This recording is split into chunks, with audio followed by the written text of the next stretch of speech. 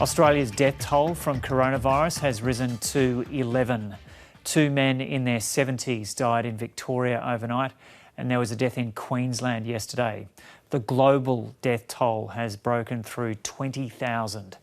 So in Australia, there are now more than 2,600 confirmed cases of COVID-19. That rate rise is still of deep concern. The National Cabinet has agreed to significantly expand coronavirus testing, but under the new guidelines, some people with symptoms still will not be eligible.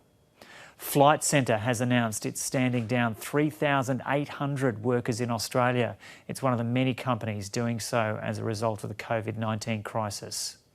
The New South Wales government is blocking all passengers from leaving cruise ships until tough new border protections are put in place.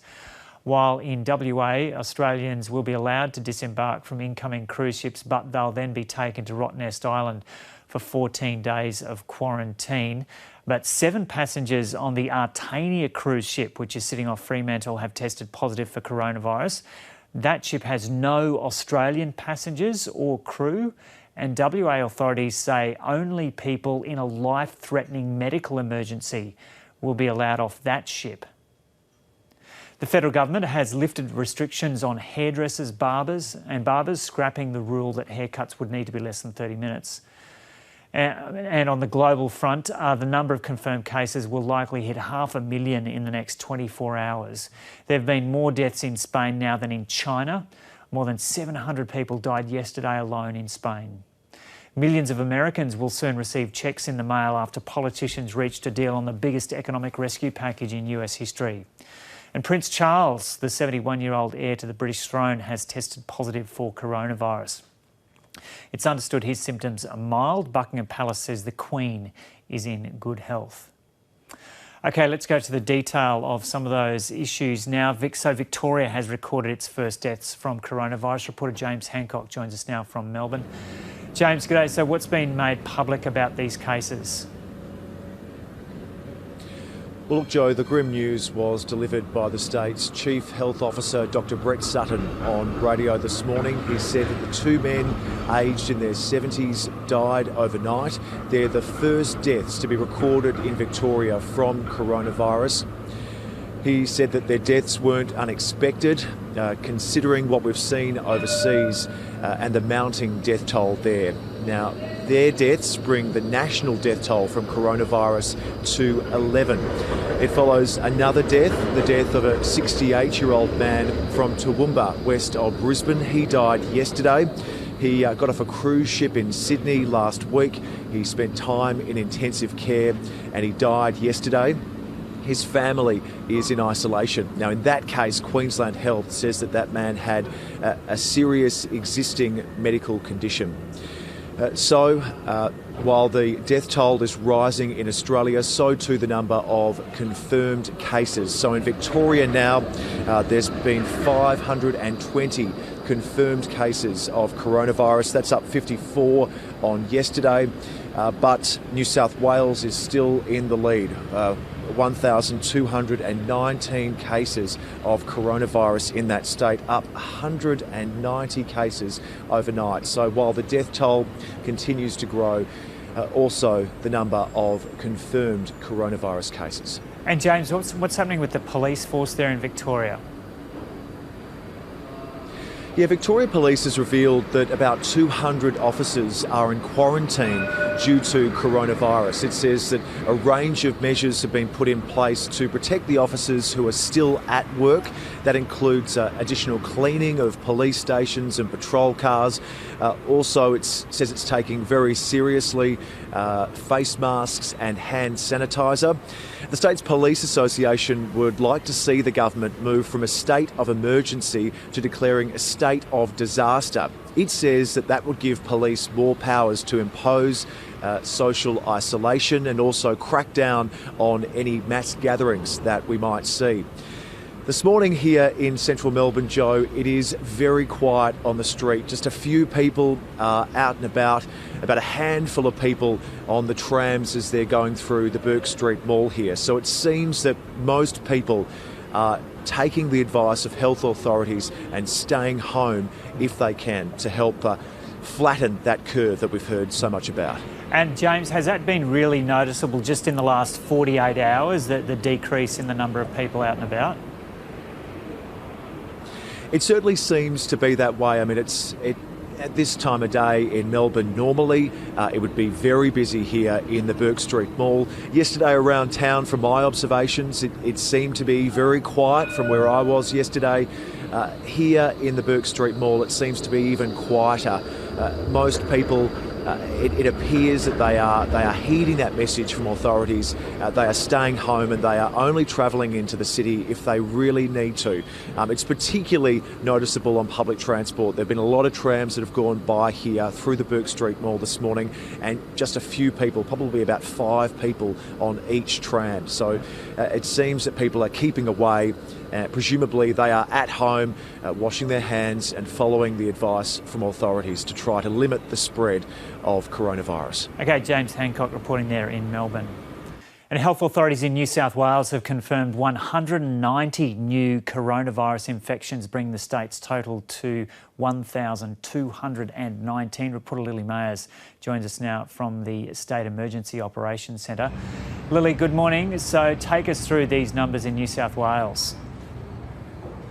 Good morning, Joe. Well, the Premier says they were able to announce today that there has been a decrease in the last 24 hours. We've had 190 new cases recorded in the last 24 hours, and though that is a lot, there were 212 new cases recorded in the previous 24 hours. So the Premier was happy to see a decrease, but she certainly wasn't optimistic that we are seeing a slowing in the curve. The Premier and the Chief Health Officers say they're expecting Australians returning from overseas in coming in the coming days, and so they could boost our numbers once again. The Premier says if there isn't a dramatic reduction in cases, that there will be new, tougher lockdown measures introduced and that the public should be braced for it. Here's a little of what she had to say. If we don't see things shifting in the numbers because of those actions, New South Wales will have to go further. And I think everybody appreciates that. But I'm saying no need to panic. Supermarkets and essential things will always be available for people to obtain. But if things haven't shifted because of the actions we took earlier in the week, and actions which I'm very pleased we took at that time, we will have to go further. And I just want everyone to be prepared for that. New South Wales Premier Gladys Berejiklian speaking there just in the last hour or so in Sydney. And Lily, just take us through what's happened with the cruise ship situation in New South Wales. It's been a particular problem area, and what's happening on that front? Well, following the controversy surrounding the Ruby Princess cruise ship, the state government has said no cruise ships can dock in New South Wales, and they are now working with the federal government. The Premier says there's possibly thousands of people on at least a dozen ships sitting out in the sea. They're not able to come into shore. That includes both crew and passengers, and she apologised to the families affected and the people who are having to stay out there. But until, she says, the federal government has worked with the state government to resolve new guidelines surrounding cruise ships and the coronavirus, that those ships would have to stay out there.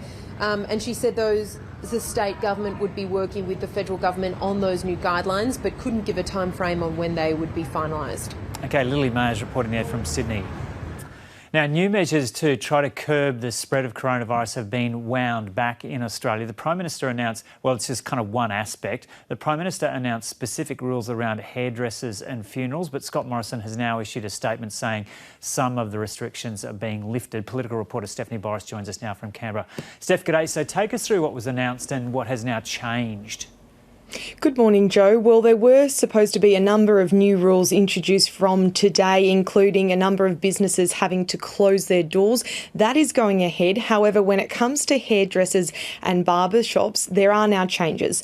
Initially, what the deal was that they could only have people coming into their stores for 30 minutes. So appointments had to be below 30 minutes in order for hairdressers and barber shops to stay open. However, the Prime Minister has released a statement this morning. He said that he's spoken with state and territory leaders, and in light of feedback, they've decided to change this. So now there are no restrictions on hairdressers and barbers about how long they can have customers in the store for. However, they are asked to introduce and make sure they abide by those social distancing measures, so 4 square metres per person in the shop. The other change that's been announced this morning is funerals. We heard that there is a restriction. Only 10 people are allowed per funeral, but now it will be up to the discretion of states and territories to decide whether that figure can be lifted in some circumstances, and we understand it would only be by a few people. Okay. Now take us through what's happened with the testing regime as well. So initially, the only people that could get tested are those that had symptoms and had been overseas in the past 14 days, or those that had been in direct contact with a person that had tested positive for coronavirus. And there have been a number of calls for the testing regime to be expanded, and that is now happening. There's quite a list as to who is now eligible for testing if you've got symptoms, and then you're on this list as well, you can get tested. So that includes aged care workers, all health workers, if you live or work in an area where there's a cluster of coronavirus cases, and then also if you are in an aged care facility, if you're in a boarding house, in a detention centre or a correctional facility, if there are 2 people that test positive and you have symptoms, you are then allowed to get a test. What is interesting to note though, Joe, is the federal government says it is up to states and territories whether they want to expand this criteria even further to include more people. But that is obviously dependent on how many testing kits there are. And through this crisis, Steph, we've heard from a number of Australians who've been overseas and trying to get back in Australia, but it's really difficult. What's the latest on that from the Department of Foreign Affairs and Trade? So there's about 3,000 Australians on 30 cruise ships across the world. The DFAT hotline has taken more than 18,000 calls for help since the 18th of March. So that just shows you the desperation, obviously, of Australians really wanting to get home before this coronavirus crisis gets even worse. Now, the Foreign Affairs Minister, Marise Payne, has been speaking with the media this morning. She says ambassadors are providing support where possible, but they are finding that there are restrictions that stop them from even helping to an extent, because every country is putting in certain measures to try and curb the spread of coronavirus. So the government has been calling on commercial operators to help. They're aware that cruise ships are organising some charters, and the Foreign Affairs Minister said in particular in Peru, where there are a number of Aussies, there's a private travel company organising a charter plane out of there hopefully this week. In some places, of course, it is much more difficult to leave, as I've said, and I think a good case in point is Peru. At the moment, we are working very closely with an Australian business called Chimu Travel in providing them assurances from government so that they can assist Australians to leave. That is, they are talks that are underway.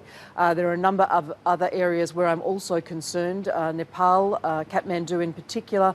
South Africa has recently closed its flights down too. So they're discussions that we're having with international airlines and with travel businesses like Chimu in Peru in particular. And as this situation continues to evolve, the state and territory leaders will meet with the Prime Minister again tomorrow. That's another National Cabinet meeting to be held, and expect more details announced either tomorrow or on Saturday morning. Okay, Stephanie Boris reporting there from Canberra.